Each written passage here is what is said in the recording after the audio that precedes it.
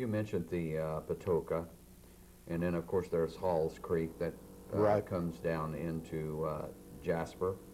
Now, as far as your position, you're only concerned about Jasper. Do you check? I guess you do check the water in the Patoka and Hall Creek. Right. Well, we have within the city limits, we have to designate certain streams as our receiving waters. There's the way the city's set up. We have 5 basic drainage areas within the city of Jasper, what they call sub-basins. And within those, we have, of course, the Patoka River is one, Calumet Run up on the northeast side of Jasper, and a few others, John Creek, and I know, like you talked, Halls Creek actually comes in a little south of Jasper. Oh, okay. And there's a few other areas. About 80% of Jasper drains into the Patoka River. Many people don't realize that we have the northwest corner of Jasper actually drains into Mill Creek, which goes to the White River. So we have another area here that we kind of forget about, because we see the Patoka River every day, but we do send water to the White River. And so we have to be concerned about all those areas. Yes. You know, it's a larger area than a person realizes when you really get down to it. There's a lot to look after and a lot to be concerned about, and I hope people, you know, are concerned about the environment in the future.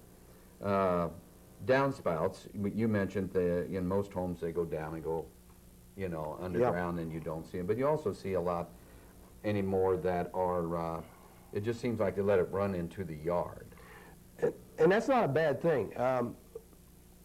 I was talking about earlier about impervious areas in the city. You know, this city's growing, you know, and as we grow, we create more roofs, and we create more driveways and parking lots, like I said earlier. And the thing about that is, when rain hits it, that water runs off, most of the time into a storm sewer.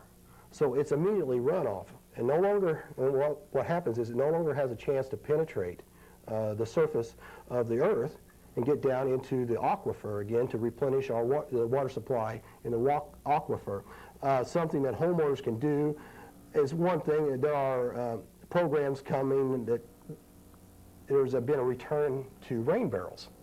Now, many people think that's kind of an odd situation, because I remember when I'll date myself a little bit. I remember my grandparents having rain barrels where the water run off the roof, and they'd flush out the first rain a little bit, and then they'd run some more water, and they'd use it for different things. The rain barrels now are a little bit different. Of course, with the thing we always had concerns about with rain barrels were mosquitoes, because we had standing water. But nowadays, they've come up with new barrels that are sealed systems that collect water. Mosquitoes cannot get in there and lay eggs, but then you can use them with spigots on the bottom to utilize that to run, say, a seepage hose around the yard to flower beds and stuff, and utilize that water to water their plants. And it's probably better for the grass and the plants. It doesn't hurt anything at all. No, actually not.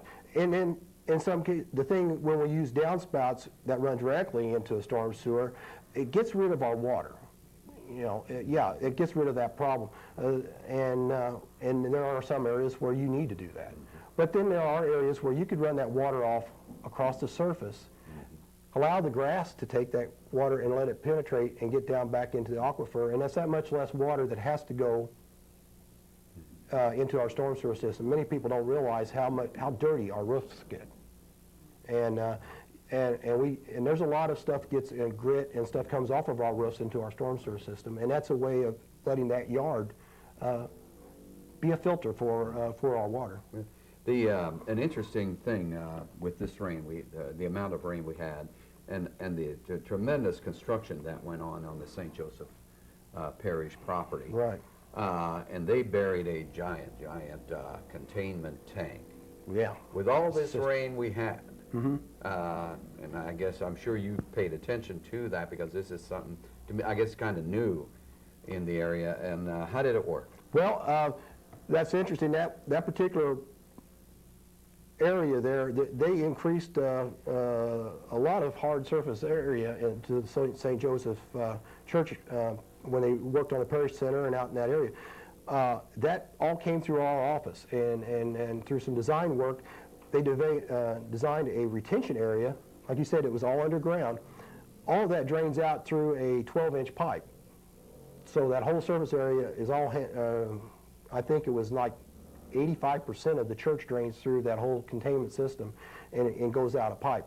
It's set up so some of that water will go ahead and penetrate down into the ground, but overflows will actually go out, and it's only going out through a 12-inch pipe, and it worked very well.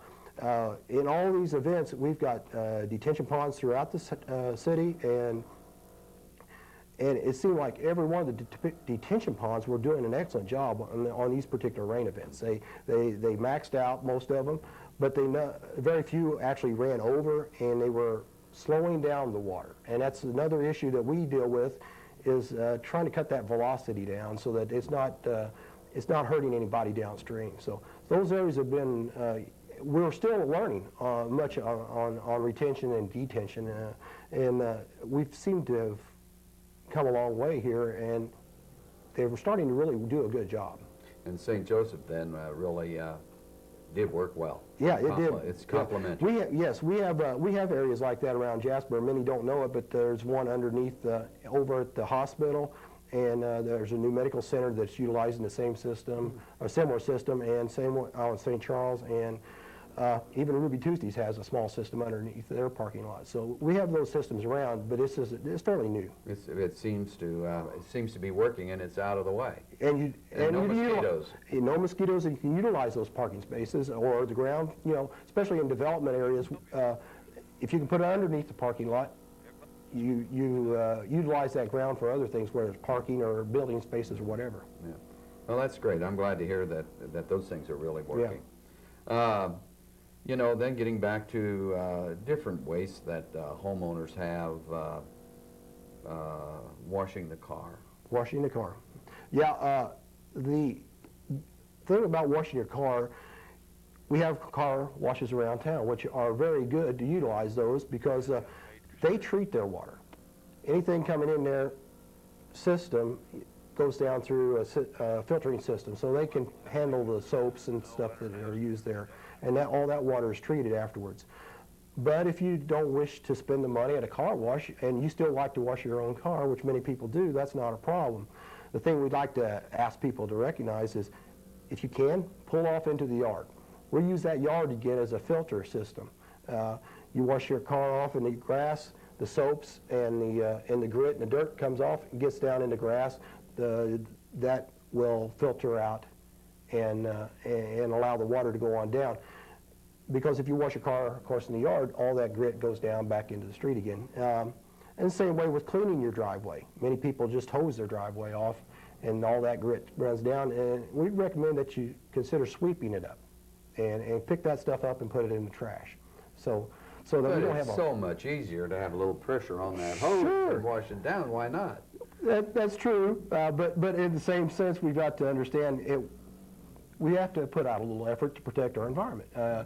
None of these things are necessarily cheaper for us to do, but maybe we should be a little more conscientious of and aware of the things that we do to our environment, and this is one way of helping that situation. So.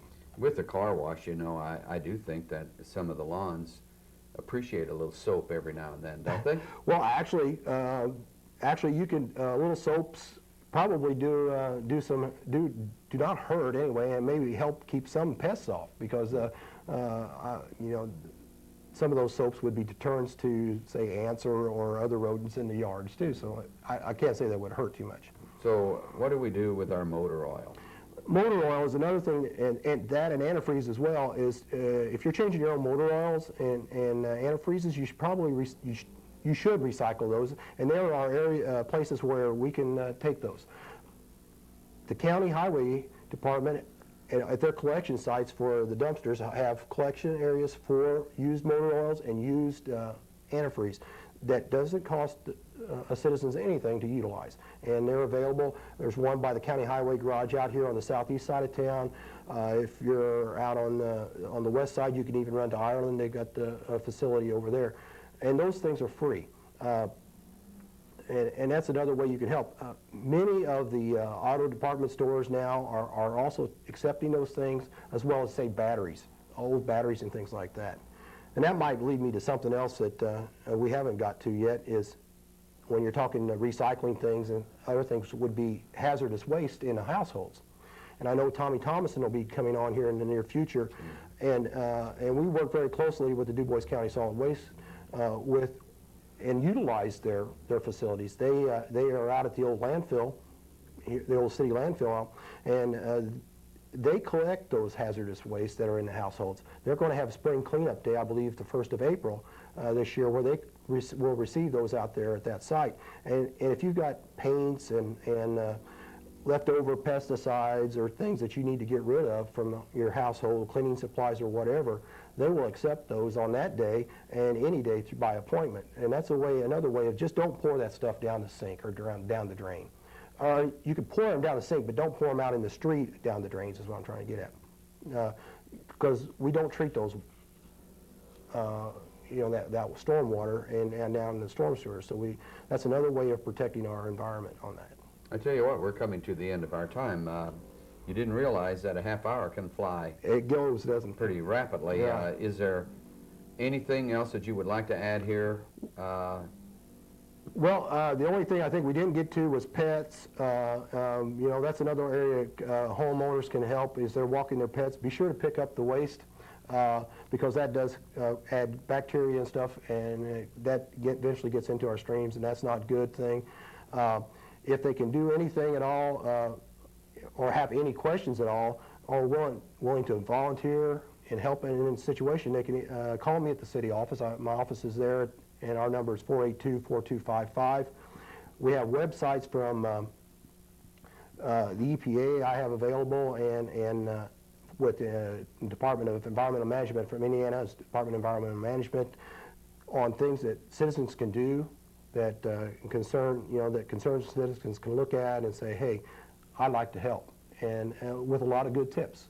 So our website at the City of Jasper talks about our stormwater department, so we're willing to accept volunteers and help in any way. And where is your office? We're in the city office in the engineering department over on down in the square in Jasper here. Very good. Wes Garris, want to thank you for being our guest this morning. Wes Garris is the stormwater coordinator for the City of Jasper. Thank you. Thank you.